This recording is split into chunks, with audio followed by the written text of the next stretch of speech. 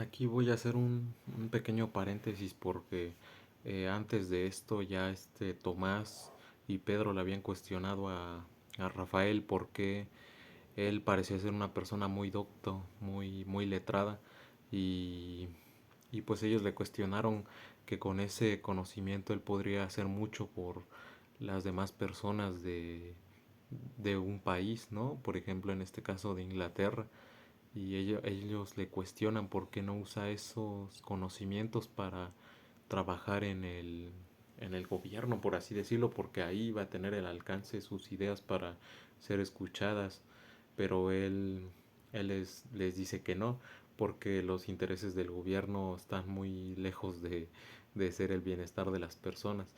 El gobierno se enfoca en el ejército, en tener un ejército fuerte y listo para atacar en cualquier momento a otro país. Y ahí es donde ellos les cuestionan, pero pues si tú les dices al cardenal, a los consejeros en ese entonces, este empieza, él les prácticamente los desilusiona, les quita ese sesgo que tenían pues por creer que las cosas eran tan fáciles, porque los intereses del gobierno para empezar no estaban de ese lado. Y para dejarlo más en claro les cuenta esa anécdota de la que les estaba platicando. Y entonces así pues él estaba cuestionando a esta persona por la pena de muerte de estas personas, porque pues es excesiva y demasiado cruel para castigar un robo.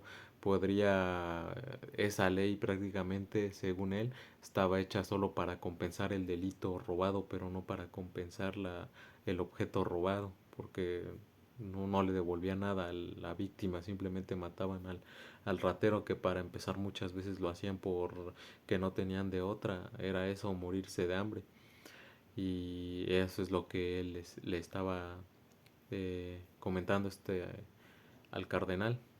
Y pues el cardenal le dice que pues sí, pero pues que no era la única opción, porque había profesiones, había agricultura y las personas tarde o temprano se inclinaban hacia el mal. Pero Rafael le dice que no, que ellos no le dan atención a las causas que producían esta situación, que era que muchas personas se veían en la necesidad, y todo comenzaba desde la educación, porque el gobierno no le daba la suficiente importancia a sus instituciones, y desde ahí se podía prever que las personas iban a robar. Era como castigar a un, como se dice, a un hombre adulto por cosas que se veían venir desde su infancia.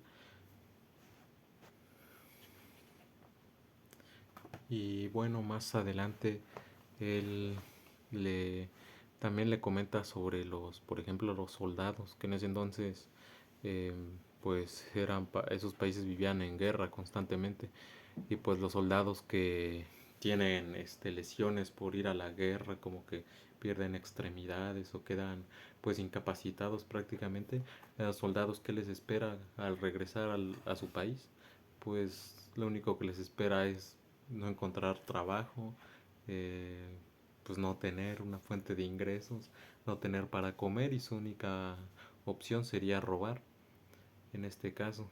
Y después de esto también Rafael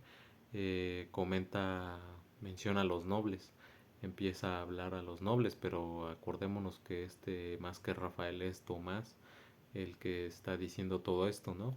Empieza a criticar a la nobleza, ¿no? A decir que los nobles, para empezar, tienen demasiados esclavos, eh, y a veces cuando un noble muere, su hijo no es capaz de mantener tantos esclavos, así que los botan a la calle. O cuando un esclavo se enferma, lo botan a la calle. Y también menciona que los esclavos son unos perezosos porque no hacen nada más que pues, estar ahí tras de los nobles. Y cuando un noble pues se deshace de ellos, los esclavos no saben hacer nada porque no se les enseñó ninguna profesión, y es otro grupo de personas que también no cuentan con muchas posibilidades además que la de robar. Eh, También aparte de esto, el cardenal le trata de justificar, ¿no? La mención dijo de los soldados sobre la guerra, porque los soldados, según él, eran lo que le daban el bienestar a un país, pero no más que darle la bienestar, más que estar para proteger o para esperar defender el país, ellos están como buscando a quién atacar, como si ese fuera el ejercicio prácticamente del ejército de dicho país. Y aparte de esto, esta persona pues mm, cree que, y bueno, y es muy sabido que los soldados son personas que se eligen por su bienestar físico, ¿no? Pero es un poco incongruente porque este Rafael le menciona que las personas que están en mejor estado físico y constante ¿cómo se dice? Constante ejercicio son los trabajadores, los empleados. Prácticamente de ellos depende el bienestar del país en caso de que explotara una guerra, porque a los soldados, por más fornidos que los elijan, solamente los tienen haciendo trabajos de lo que él llama de mujeres. Solo están ahí parados, no los tienen haciendo nada, solamente son un- una, una fuente de desgaste más para el país porque solamente tragan y respiran el oxígeno, pero en realidad no están haciendo nada más que de lo que ya hacen los ciudadanos. Después de esto, él sigue con un tema muy interesante que, bueno, se me hizo a mí muy interesante, porque él menciona que las ovejas son otra causa de la situación del robo en ese país, porque pues uno piensa, y una oveja pues qué va a poder hacer, ¿no? Pero es que ahí se comerciaba mucha lana en Inglaterra y para eso necesitaban ovejas. Pero las personas que compraban las ovejas solamente eran los nobles, la élite. Y pues entonces ellos, como los ciudadanos le pagaban muchas veces a los nobles por sus tierras, por donde ellos vivían, les cobraban renta a los nobles. Los nobles que él se expresa muy despectivamente de ellos, este Tomás, bueno, de este Rafael, en este caso, se expresa de una manera muy interesante porque él dice que los nobles solamente son parásitos que no saben nada más, nada que hacer con su tiempo y lo único que pues se les ocurre es subirle la renta a las personas que ya de por sí apenas si pueden pagar lo que ellos les cobran y solamente de eso viven, del dinero y del esfuerzo ajeno. Ellos le suben la renta, ellos tienen sus ovejas para la lana, al subírseles la renta muy ingeniosamente para que ellos no la puedan pagar, terminan pues siendo corridos de sus hogares, terminan hasta limpiando todo el terreno, prácticamente quitando las casas para poder meter allá sus animalitos y así es como más familias se quedan sin hogar, sin dinero y sin otra opción más que la de robar, ¿no? Y aparte de esto, él nos menciona que eso de las ovejas está oligopolizada, que no está en manos de una persona, pero sí en manos de un grupo pequeño de personas. Y al ser esto, pues prácticamente ellos pueden subirles el precio que quieran a la lana. Y los pequeños trabajadores, los pequeños comerciantes que se dedican a hacer textiles con la lana de oveja ya no pueden comprar lana de oveja porque ellos le suben el precio y a la vez que le suben el precio a las rentas de más personas. Las iglesias solamente no las destruyen no porque sean muy devotos, sino porque les sirve como establo para sus ovejas. Y también al destruirse las granjas y los pastizales de los ciudadanos, de las personas comunes, por eso mismo ya no se les da atención a otras especies como los bueyes, las vacas, otras especies de ganado. Y pues los nobles que no le dan tampoco mucha atención como a las ovejas, pero entonces los nobles, ellos compran los bueyes, los alimentan y así se crea otro oligopolio porque pues ellos son las únicas personas que tienen ese tipo de ganado y también los venden a un precio excesivamente caro. Y de esta manera va a llegar un punto en el que estas personas compren mucho más ganado del que puedan criar. Entonces van a empezar a perderse muchos ganados hasta que haya una carencia, una enorme carencia de fauna en el país, y por la arrogancia y la ambición desmedida de unas personas van a pagar todos y van a pagar con la ruina de ese mismo país. Y posteriormente pues le dice ya de una manera más resumida y directa pues Rafael al cardenal que pues que pare, que pare esto, que detenga el monopolio de los ricos. Si quieres hacer un cambio, si quieres realmente hacer algo bueno por la gente, detén el monopolio que están haciendo estos privilegiados.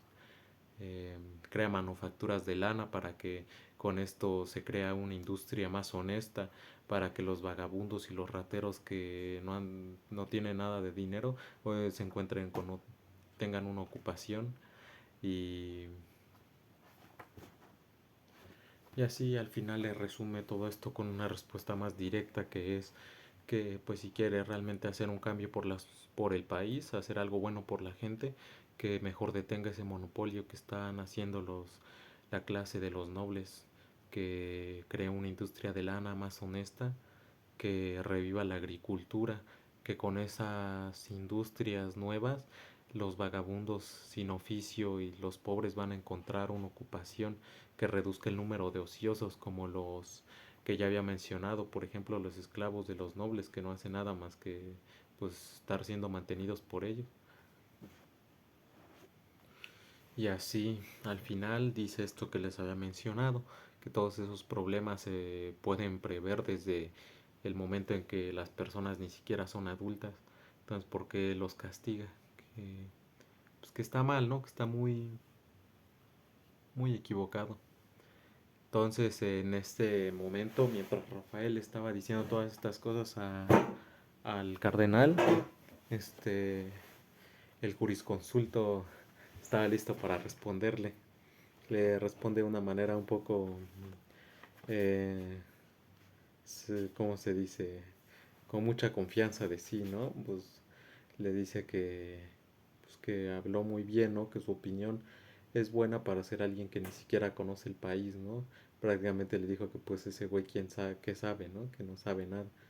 Y le dijo, voy a citarlo textualmente, le dijo, le respondió de una manera muy segura, voy a aniquilaré y haré polvo tus argumentos, le dijo el jurisconsulto muy seguro de sí, ¿no? Pero en ese momento el cardenal lo cayó y él le respondió bien a Rafael, ¿no? Le dijo, pues, todo eso que me comentas se puede responder, pero no puede ser una respuesta simple. ¿Por qué no mejor lo dejamos para la otra ocasión que vengas? Si es que puedes venir mañana, podré contestar tu duda. Y después de esto el cardenal le dijo, pues, no creo que tú estés de acuerdo con que robar sea bueno, ¿no? Pero cuéntame entonces, según tú, ¿cómo podríamos hacerle? Y Rafael le platica sobre una población, que le decían los polileritas, una población que era un país donde a los rateros, a los ladrones, se les castigaban con trabajos forzosos. Se les castigaban con trabajos forzosos en lugar de matarlos. Ellos, eh, ¿cómo se dice? Ellos le pagaban los daños a la persona afectada. Eh, le, Después de que le pagaban esto, ellos tenían que hacer pues trabajos forzados. Además de esto, a los ladrones les quitaban el lóbulo de la oreja, les hacían una marca en cada distrito porque habían diferentes distritos, ellos estaban divididos, y pues el intento de quitarse esta marca era pena de muerte, eso sí. El intento de escapar de su distrito era pena de muerte. Si ellos no podían ni siquiera hablar entre ellos. Los ciudadanos, de hecho, podían.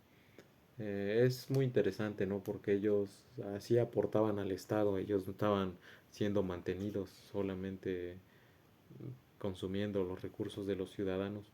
No, ellos aportaban al Estado de esa manera, trabajando. Hasta los ciudadanos podían recurrir a mano de obra un poco más barata con ellos. y pues ellos los tenían bien adiestrados, todos iban uniformados de la misma manera.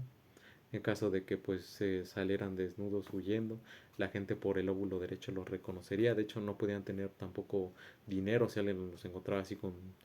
Les pagaban solo lo necesario para subsistir. Si le encontraban mucho dinero, los pena de muerte también.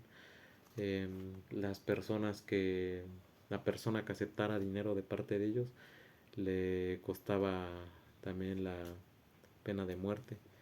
Eh, un ladrón que quisiera escapar, si un ladrón sabía de alguien o veía a alguien que quería escapar, em, si él lo delataba, si este lo delataba, él se ganaba su libertad. De hecho, es un premio muy grande, ¿no? Y si un ciudadano ayudaba a escapar a un ladrón, pues era lo contrario, perdía la libertad y bueno, hasta le podían dar la pena de muerte. Por eso era también en esta región era muy difícil que pudieran conspirar entre ellos porque a alguno de ellos solo le bastaba con decirle a alguien lo que estaban planeando para el ser libre, así de fácil. Eh, Tampoco podían hablar entre ellos para empezar, eso también es otro impedimento. Y Tomás le dice que, bueno, él no se preguntaba, que diga Rafael, no entendía por qué no podían aplicarse ese sistema a Inglaterra si era muy efectivo en aquel país. Y pues el cardenal le dice que pues no, no es tan fácil, es difícil saber si aboliéndose la pena de muerte sucedería lo que él dice o lo contrario. Y dice que, pero en muchos casos cuando se da la pena de muerte, si el príncipe no ha, ¿cómo se dice? Se puede postergar la pena de muerte y en ese periodo pues el criminal no está haciendo otra cosa más que ser mantenido. Entonces él dice lo que podríamos hacer sería el abolir las complacencias que le dan a los reos, ¿no? Esos privilegios, como para hacerlo un castigo más, hacerlo un castigo sin necesidad de matarlo, ¿no? Eso es lo que el cardenal dice.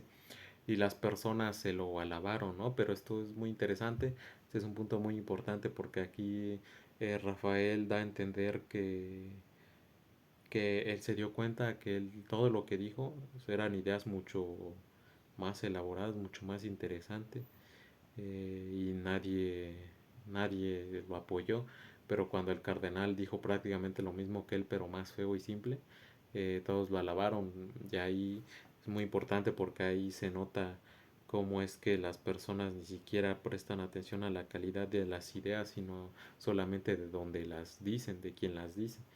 Y pues tiene mucho que ver el por qué Rafael pues no quería trabajar para el gobierno porque él ya preveía que por mejores ideas que él tuviera no le iban a hacer caso, no las iban a tomar en serio. Y después de esto un fraile se mete en la conversación, ¿no? Así como de, oye, y nosotros somos parte del Estado, ¿no? Nosotros también tenemos privilegios. Y para nosotros, ¿qué pasaría, no? Pero también entra un bufón, ¿no? Como que la conversación sin que los invitaran. Y el bufón le dice al...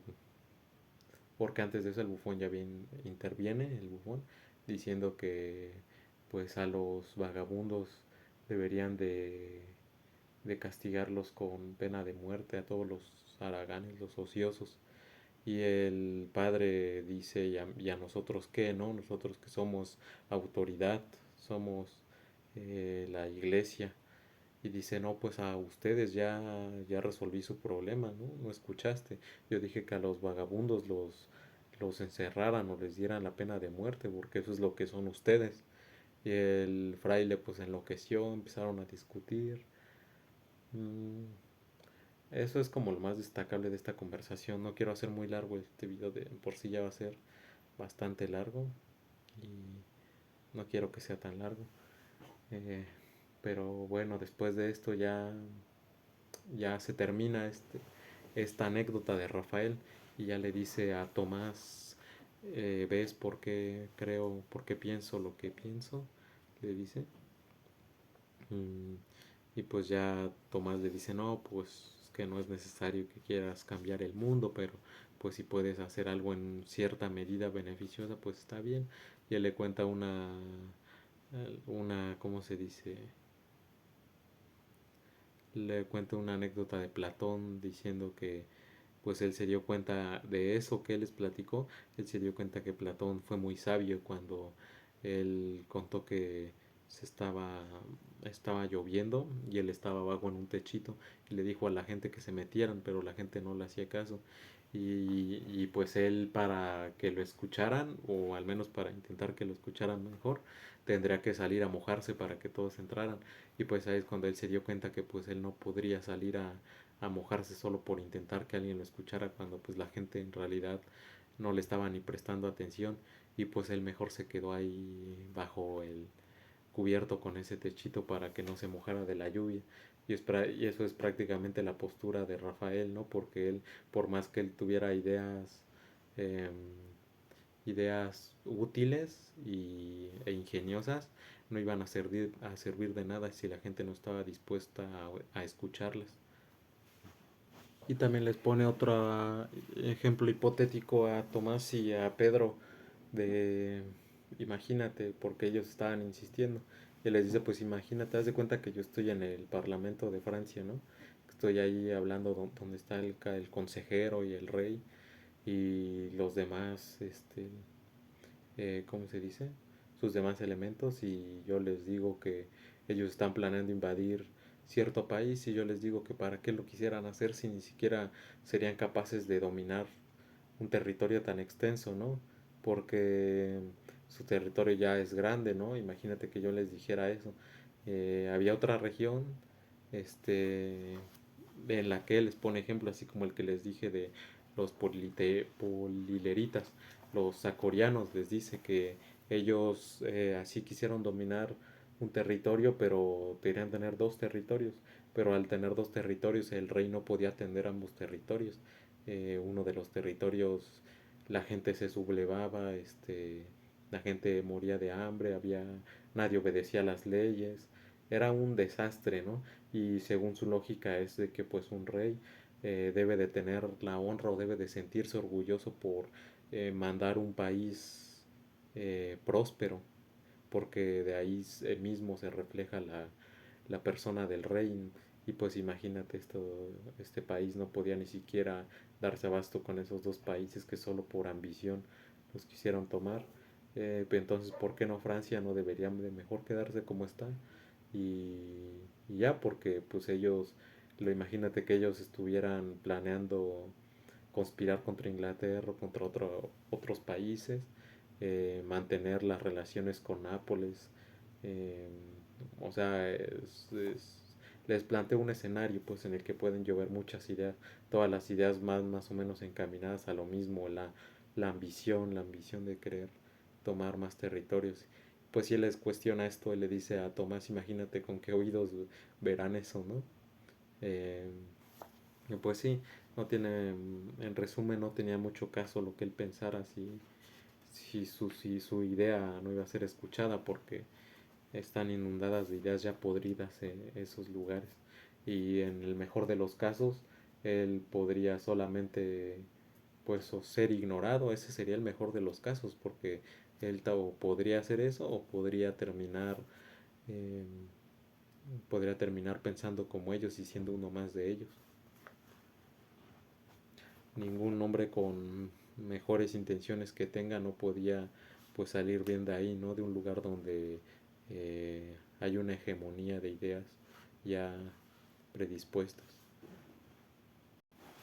Y más adelante Rafael hace mención de la propiedad privada. Él piensa que aboliendo la propiedad privada se podría mantener una estabilidad, porque la gente está acostumbrada a decir esto es mío, ¿no?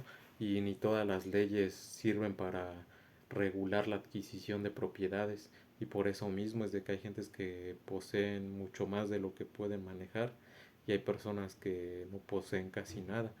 Y esto es muy interesante porque tiene, tiene un lado desierto, ¿no? Porque la pobreza se piensa que es por falta de recursos, pero en realidad es por una pésima administración de recursos. Y sí, él ataca esto, ¿no? Él propone que las cosas no deberían de pertenecerle a nadie más que al Estado y que todos tengan lo mismo por igual, por así decirlo. Y Tomás no le creía mucho a Rafael de cómo es que podría vivir contenta una sociedad en, ¿cómo se dice?, en un sistema colectivista, porque pues le cuestiona a Rafael de que pues una persona que sabe que va a ganar lo mismo trabaje o no trabaje, es muy difícil de forzarla a trabajar de alguna manera mejor. Y pues este Rafael le dice que no le extraña que él piense eso, porque él no ha visto lo que él vio en ese país donde se administran las cosas de manera perfecta. Y él, bueno, Tomás, un poco escéptico, le dice que para empezar ese país no creía que ese país fuera más antiguo, que sus instituciones fueran más antiguas que las de Inglaterra. Y pues él le dice que no, pero él sabía que hace 1200 años una embarcación naufragó en las costas de Utopía y en esa embarcación iban egipcios y romanos que no se fueron de Utopía y gracias a eso los utópicos que diga, tuvieron acceso a mucho conocimiento del mundo equinoccial, como él le decía.